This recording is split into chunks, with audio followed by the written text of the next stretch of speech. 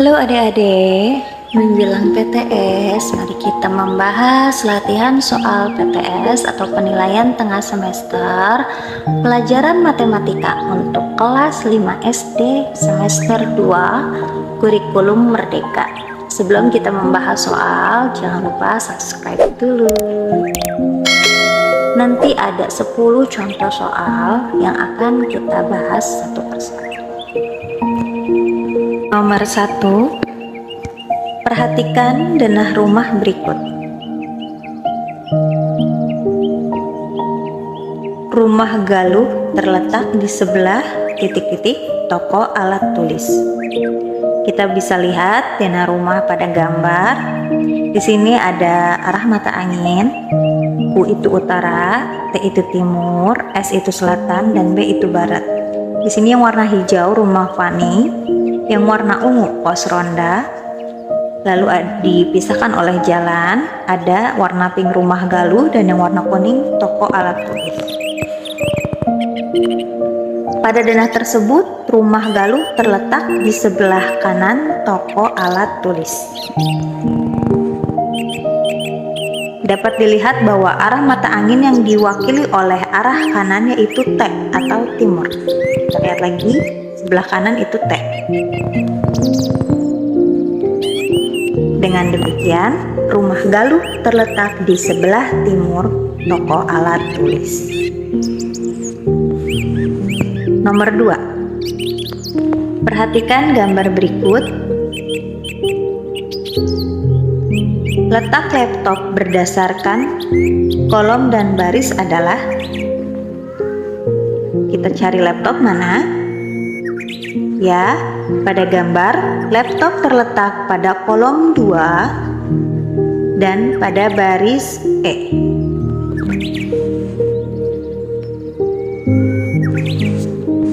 Karena yang diminta berdasarkan kolom lalu baris, maka letak laptop yang tepat adalah 2 titik E. Nomor 3. Perhatikan gambar berikut. Titik yang memiliki koordinat -3, -2 adalah titik. Berarti ini X, Y ya. Di sini kita lihat titik koordinat yang A itu -2,3. Titik koordinat yang B -3,3. Yang C 3,2. Yang D 2,-2 dan yang E -3,-2.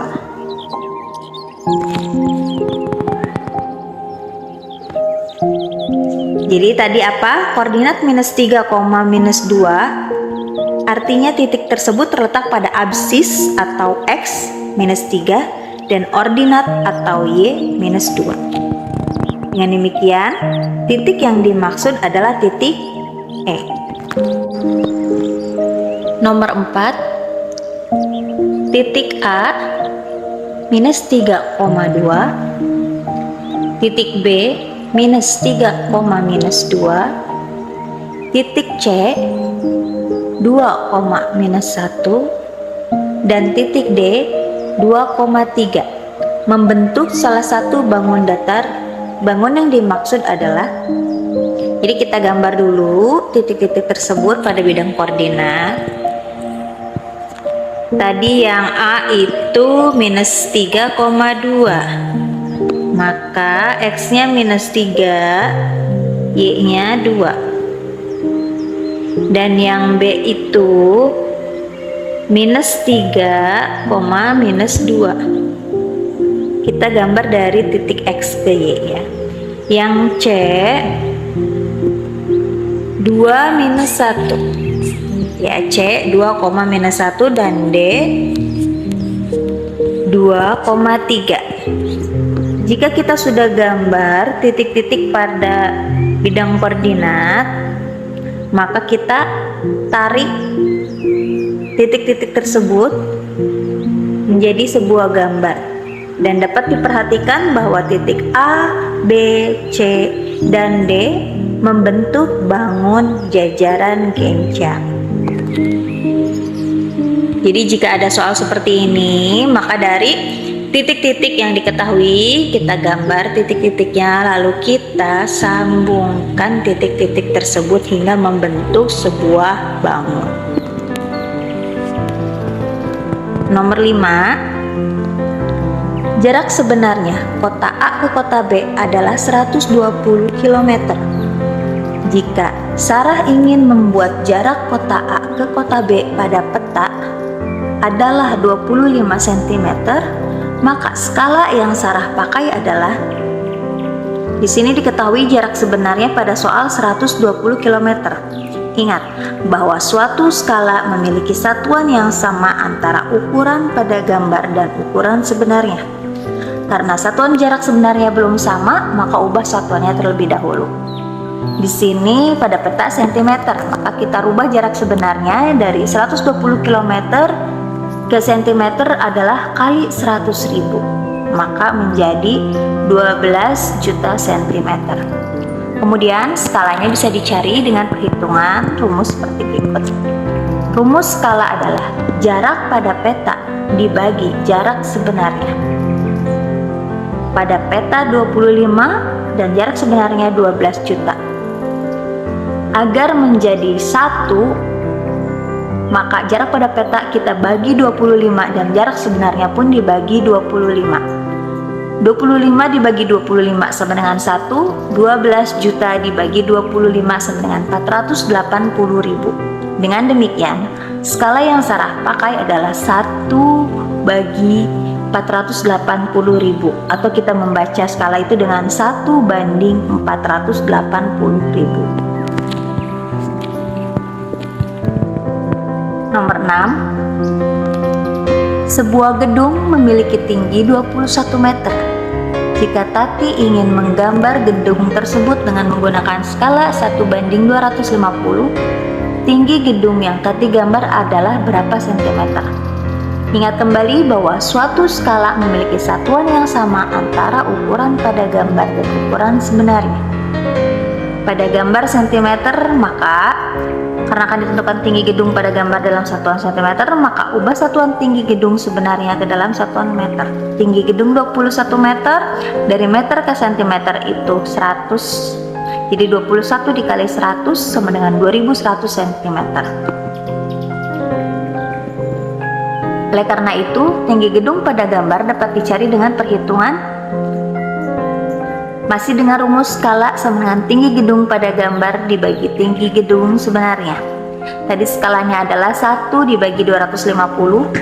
Yang ditanya adalah tinggi gedung pada gambar, dan sudah diketahui tinggi gedung sebenarnya adalah 2100 cm.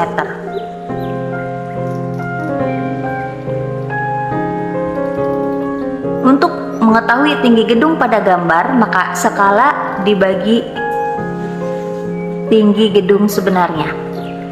1/250 dibagi 2100, maka akan ada perkalian terbalik karena jika pembagian pecahan maka dibalik.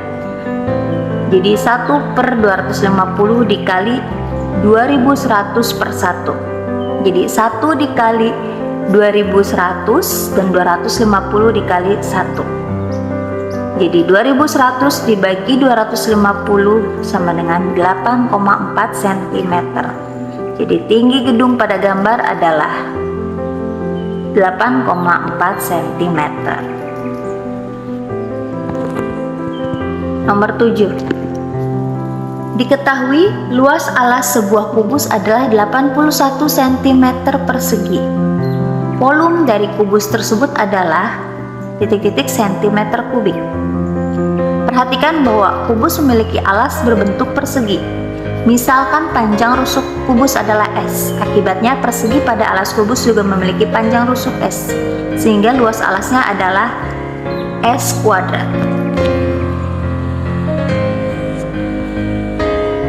Karena panjang rusuk bernilai positif, maka akan didapatkan S adalah akar dari luas alas. Luas alasnya 81, maka S-nya adalah akar dari 81 sama dengan 9 cm. Oleh karena itu, didapat volume dari kubus tersebut, rumus volume adalah S pangkat 3. Maka tadi S-nya sudah diketahui 9, pangkat 3 sama dengan 9 dikali 9 dikali 9, sama dengan 729 cm kubik. Nomor 8, sebuah bak berbentuk balok dengan ukuran 35 cm dikali 12 cm dikali 17 cm. Terisi penuh oleh air. Sebuah benda berbentuk kubus dimasukkan ke dalam bak tersebut sehingga air dalam bak tumpah dan sisa volume air dalam bak berkurang menjadi 6.924 cm kubik. Panjang sisi kubus tersebut adalah, jadi panjang sisi kubus benda yang dijatuhkan ke dalam bak berisi air itu adalah berapa sentimeter? Volume air dalam bak dapat dihitung di mana volume air sama dengan volume balok. Volume balok adalah panjang kali lebar kali tinggi. Tadi sudah diketahui, panjang 35 kali lebar 12 kali tinggi 17 sama dengan 7.140 cm kubik. Lalu volume air yang tumpah adalah selisih air dalam bak semula dengan volume air dalam bak setelah benda dimasukkan. Jadi volume air yang tumpah adalah volume awal bak yang masih penuh dikurangin volume air yang sudah tumpah karena dimasukkan benda kubus tersebut. Jadi 7.140 cm kubik dikurangi 6.924 cm kubik sama dengan 216 cm kubik. Kemudian perhatikan bahwa volume air yang tumpah akan sama dengan volume benda.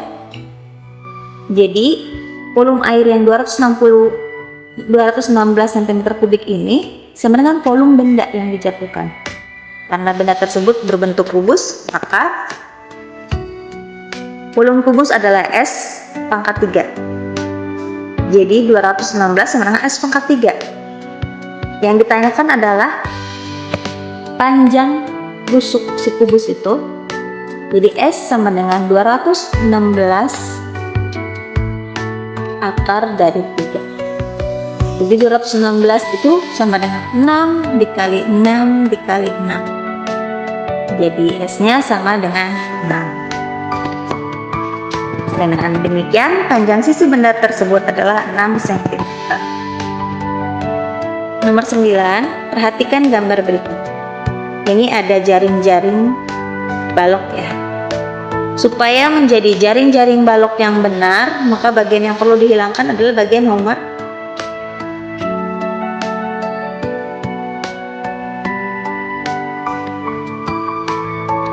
dari jaring-jaring yang diketahui pada soal, bagian nomor 1 dan bagian nomor 2 akan saling bertindihan.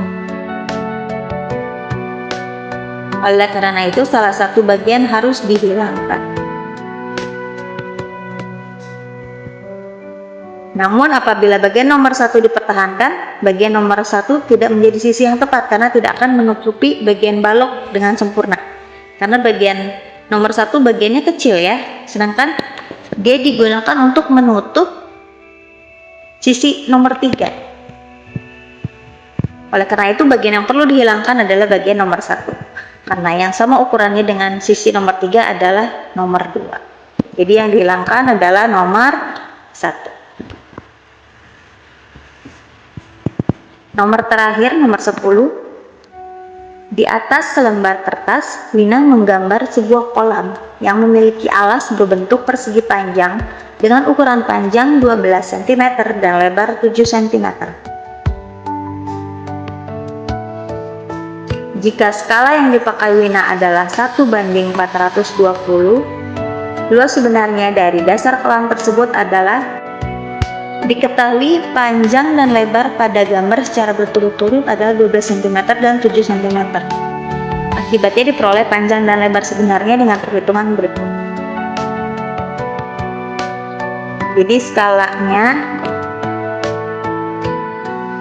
sama dengan panjang pada gambar per panjang sebenarnya untuk bagian panjang sama dengan lebar pada gambar per lebar sebenarnya.